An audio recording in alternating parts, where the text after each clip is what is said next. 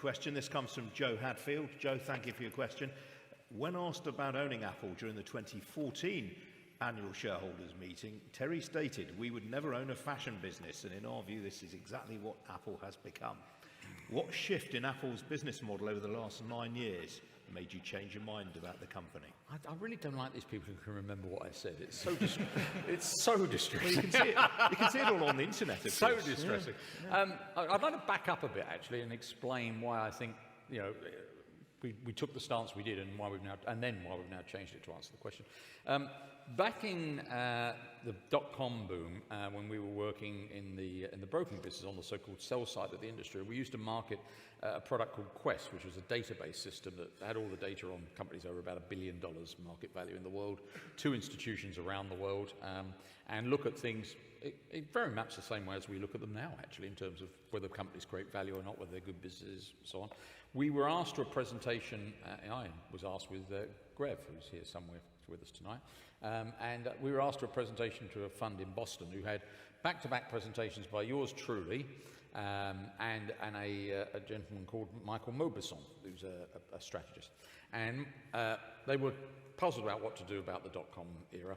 And Michael's view was, it's, quotes, Columbus in the new world, don't worry about any of the normal metrics of cash flows and so on, it's eyeballs and clicks and buy everything, roughly. I mean, I'll paraphrase probably horribly, he's a good guy, so I don't want to do him. But yours truly said, well, it ain't got a cash flow, it's not a business, sell it. And of course, so by the end of this, they were even more confused than they were to begin with. So they said, well, let's talk about an individual stock, see if we can narrow it down like that. They chose Nokia. And I, using my cash flow system at the time, Nokia was trading at about 60 a share at the time. And my cash flow system, I presented it, and said, it's worth 12. Which of course people don't normally do. Normally if people think something's a sell, they say it's worth 50, not 60, at 12. I was too bullish, by the way, it went to 3, right? Which was obviously a shock to people. The reason put forward on why we were wrong, why this consumer electronics products business, making handsets basically, wasn't going to follow the path that we predicted in terms of cash returns and valuation, was because it was, and I hated this word ever since, had an ecosystem. People were tied into the Nokia ecosystem and they couldn't ever get out. They were always going to have to buy new Nokia equipment and so on. This proved to be absolute eyewash. And of course, what's happened over time is I've been so pumped up with my sagacity as a result of this, I've missed the Apple situation. I'm sorry. But anyway, one of the things we try to do, because people have told us, Apple's, don't worry about the devices business. Yes, you're right, they're on a treadmill with regard to iPhone in particular, which is obviously the biggest product by considerable margin, but it's got an ecosystem. And the very use of that term and the way people talked about it led us to believe that we knew what we were doing.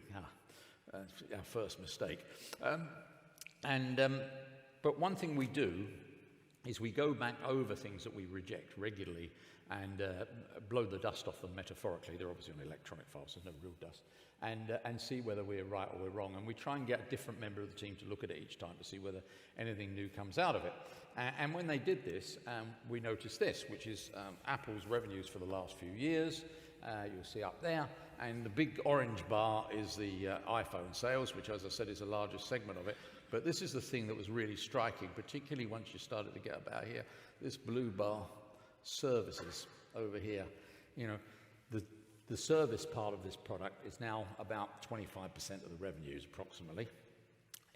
It encompasses things like music, TV, payments, and so on. It's clearly growing at about twice the rate of the handset business as well, which is interesting, and I think it is an ecosystem.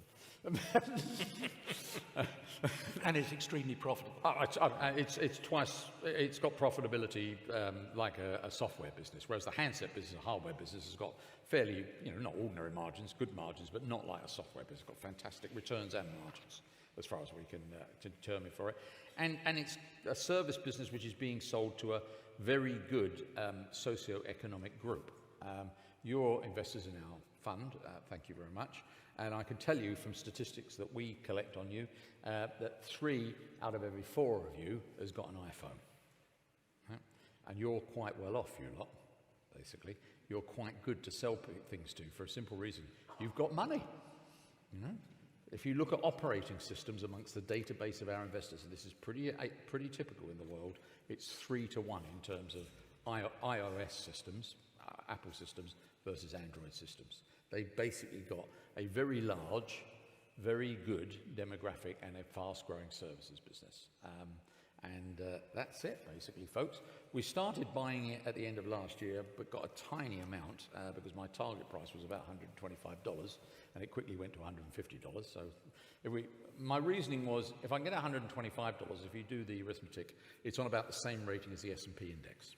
And this is a better business than the S&P index, in my view. Of course, it quickly took off, and we bought a bit more now in the new year when it got back down towards our target price, but it's taken off again. But as Julian's said more than once in this, we will be patient. Right? We don't want to compound previous errors by diving in, so we will be patient, and there's a reasonable chance that the market will give us further opportunity to capitalise on that. Very good. Now, we've talked a lot